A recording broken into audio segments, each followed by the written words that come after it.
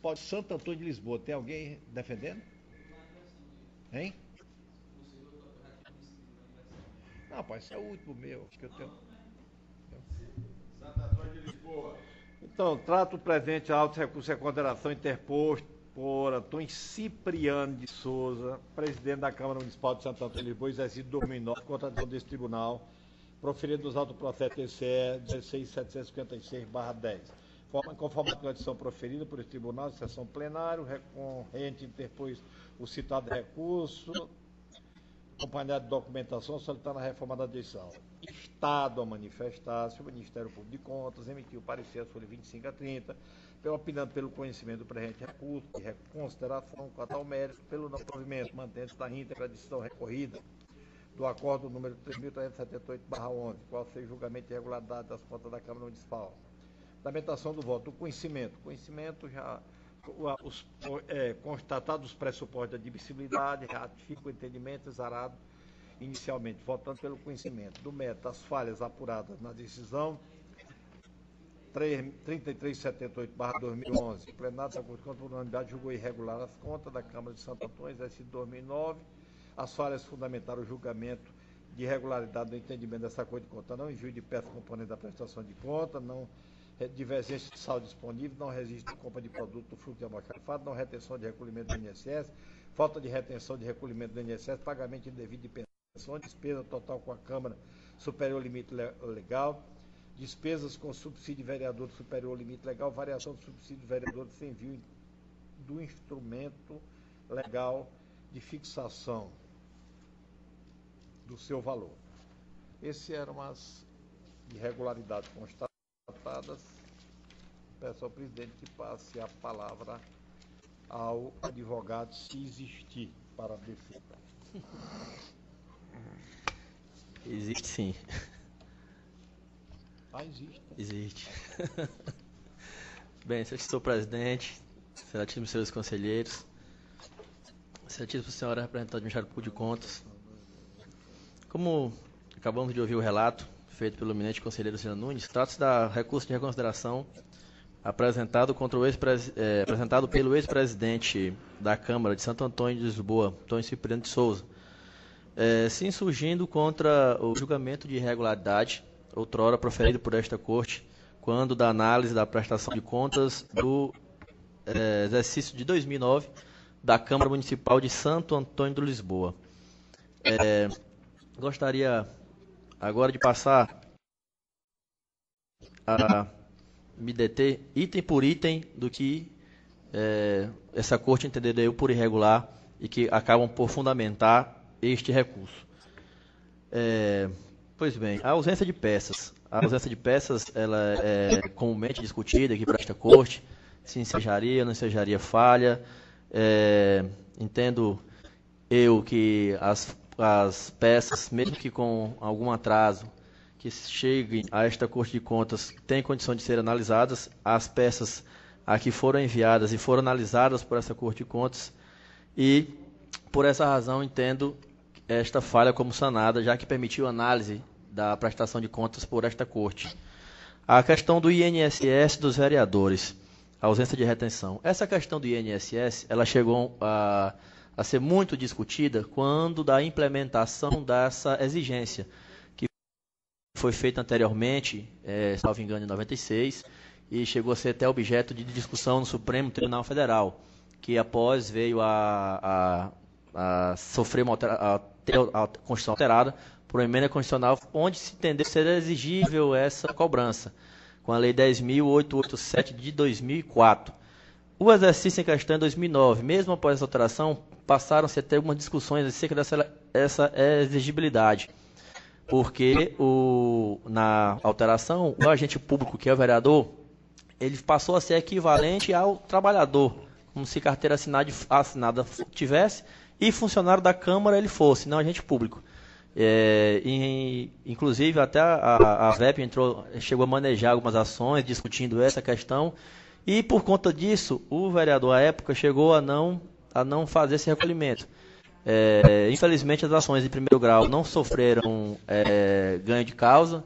Tem já foram manejados recursos para a prestação do Tribunal Regional Federal da Primeira Região, Mas, em razão dessa sentença de primeiro grau, o próprio gestor depois se tratou por pedir o parcelamento do INSS e com a questão do parcelamento, entendo eu, sanada essa falha, já que não foi feito nenhum ato de forma dolosa. Não houve retenção e não repasse, simplesmente não houve retenção por conta dessas discussões que no momento posterior foram objeto de parcelamento e entendo dessa forma sanada essa falha.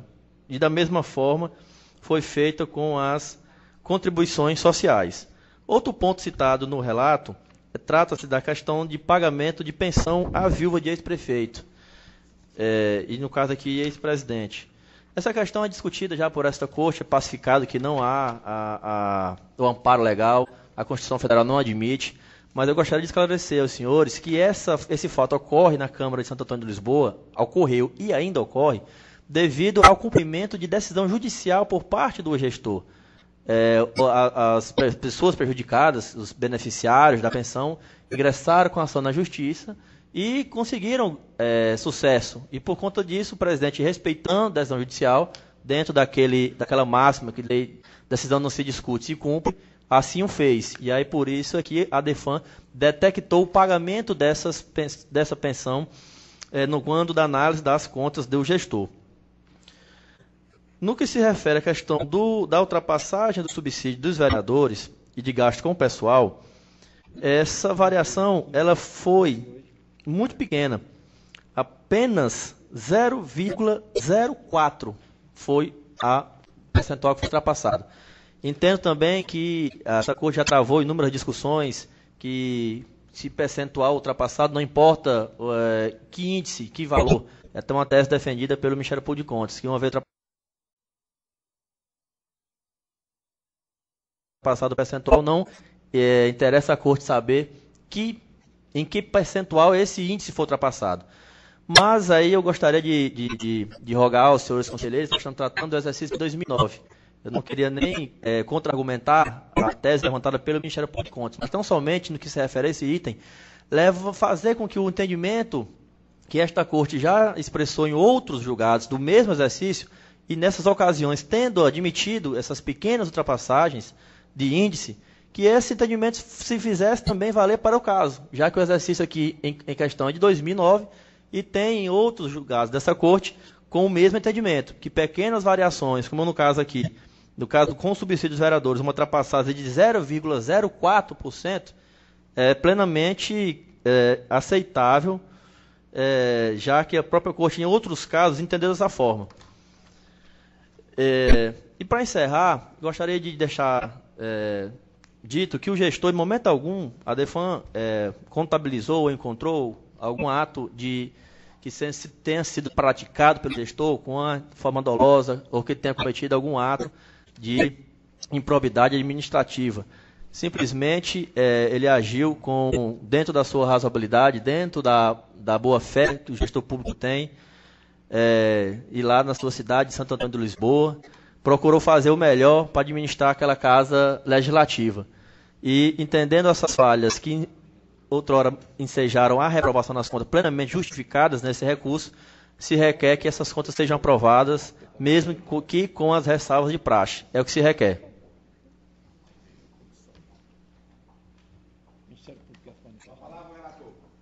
Presidente, para ser coerente com o meu voto anterior, entendendo que as falhas aqui elencadas, elas são muito em função de negligência e de despreparo do gestor, mas em nenhum momento a gente pode, às vezes até por pressões de ordem política, porque esse problema de pensão no interior é um negócio terrível, quer dizer, às vezes o cara vai, o tribunal já disse que é legal, a justiça manda dar, então é muito difícil você pegar e excluir uma pessoa, quer dizer, da vida pública, dizer assim, que essa pessoa está excluída por um problema que você efetivamente não vê dolo naquilo que a pessoa cometeu. Às vezes uma pressão, às vezes uma falta de conhecimento mesmo, e eu não posso chegar e querer julgar num caso desse aqui, que é de extrema gravidade. Eu acho que na hora que você julga um caso de gravidade dessa, sem você olhar para o cidadão e ver que o cidadão está fazendo tudo errado, que o cidadão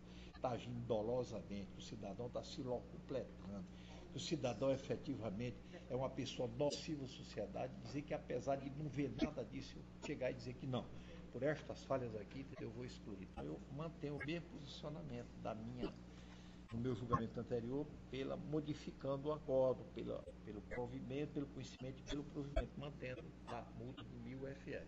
Esse é o meu voto. Conselheiro Alisson. Com o relator. Conselheiro Adilho. Acompanho o relator. Conselheiro Abelardo. Relator. Era o que eu tinha relatado, senhor.